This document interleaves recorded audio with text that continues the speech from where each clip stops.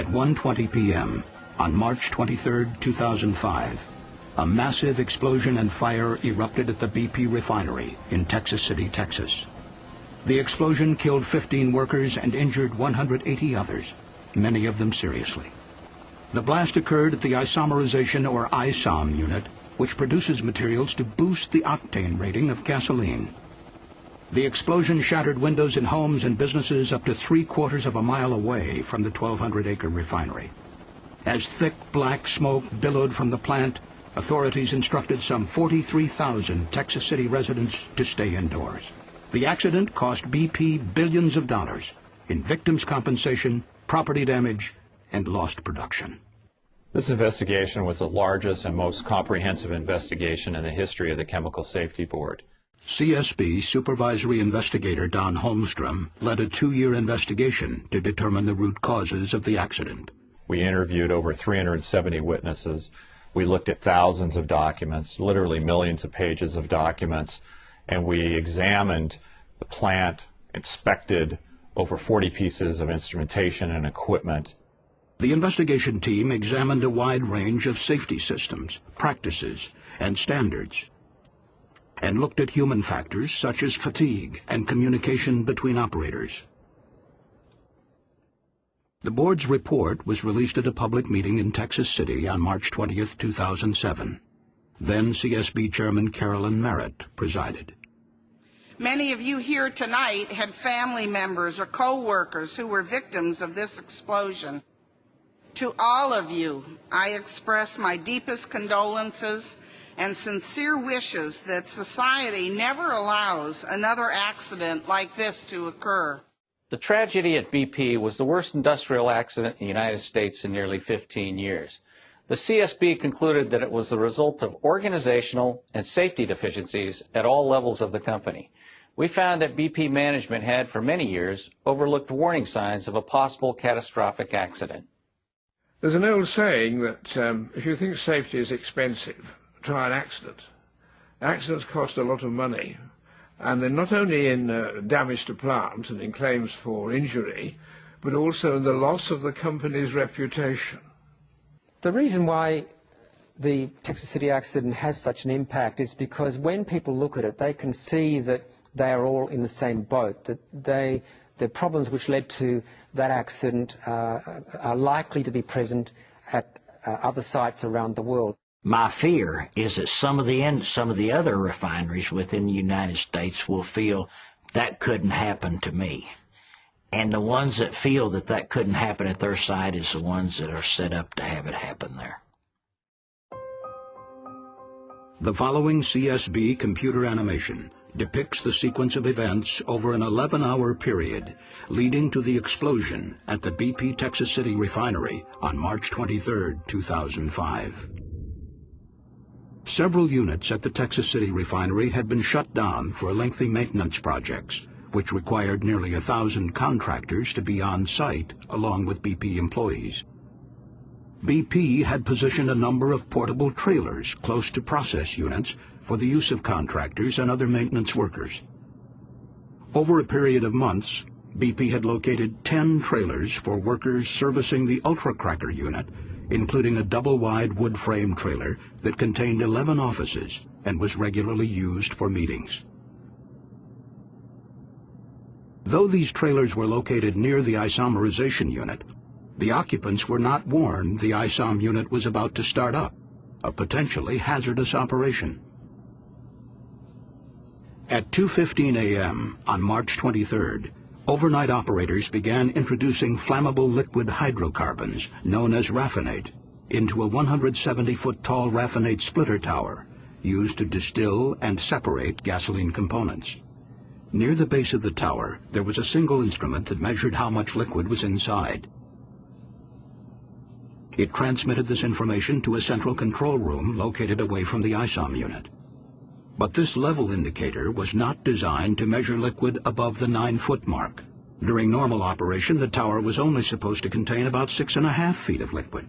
But during startups, operators routinely deviated from written procedures and filled the tower above the 9-foot mark, concerned that if the liquid level fluctuated too low, it would cause costly damage to the furnace.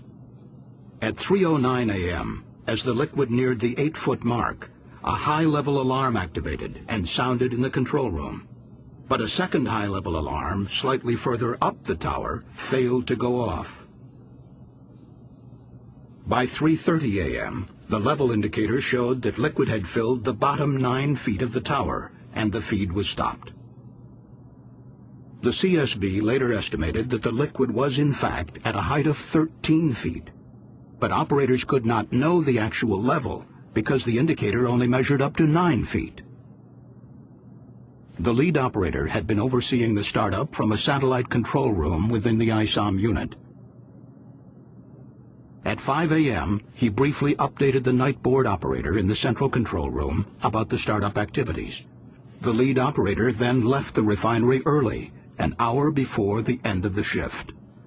A new board operator arrived in the control room around 6 a.m.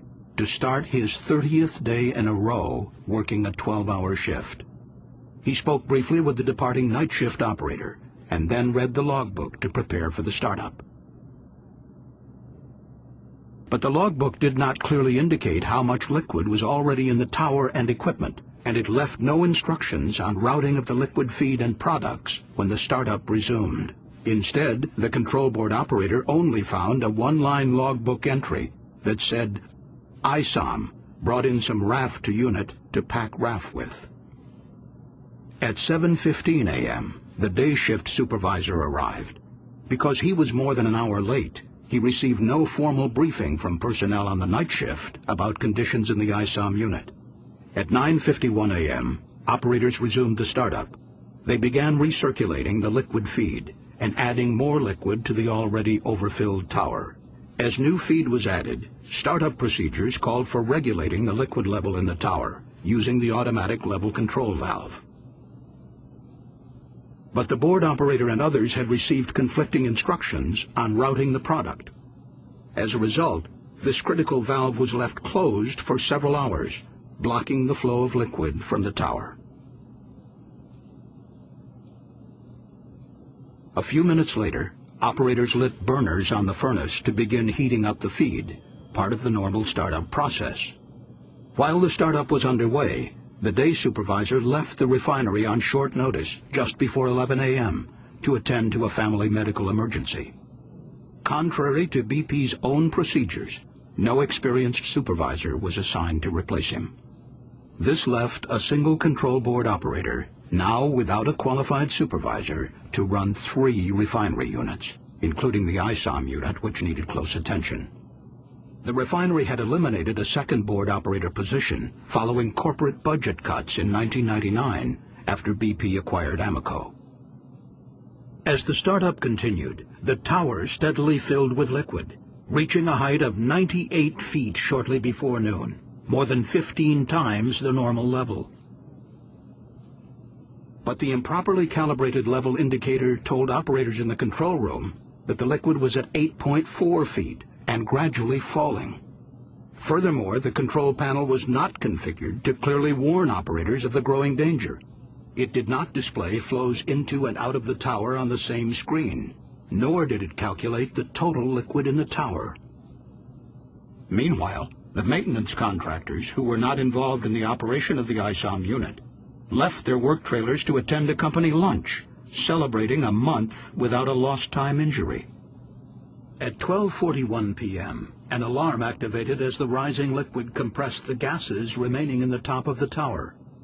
Unable to understand the source of the high pressure, operators opened a manual chain valve to vent gases to the unit's emergency relief system, a 1950s-era blowdown drum that vented vapor directly into the atmosphere.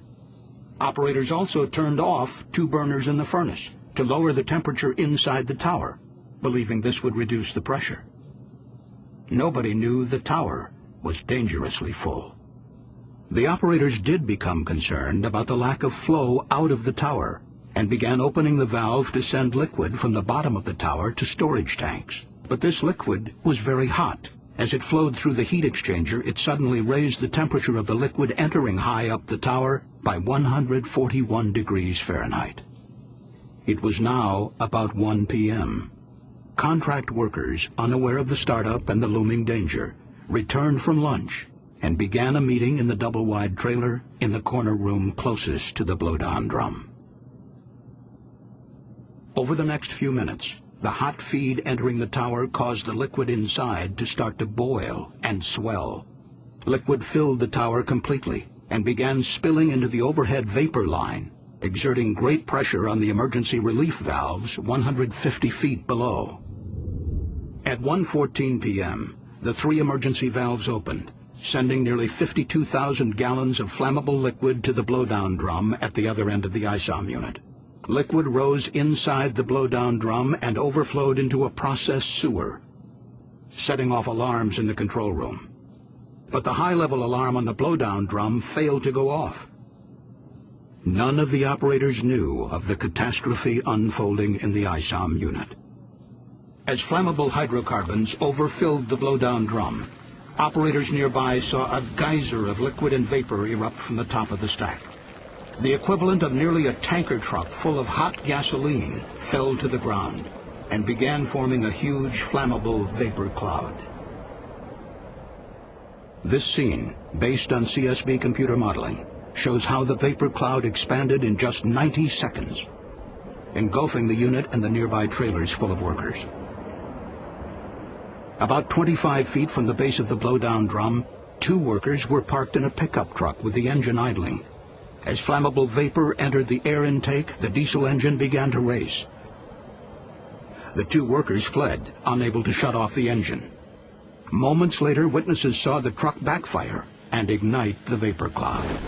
Powerful explosions swept through the area.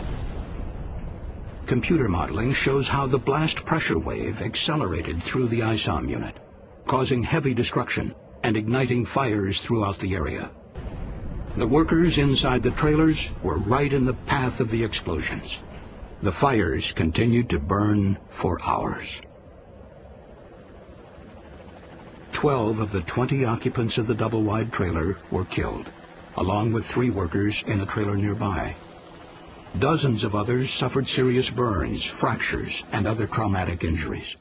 The wood and metal frame trailers were blown apart by the blasts. Firefighters struggled to rescue the injured and recover the victims. 50 large chemical storage tanks were damaged, and the ISOM unit remained shut down for more than 2 years.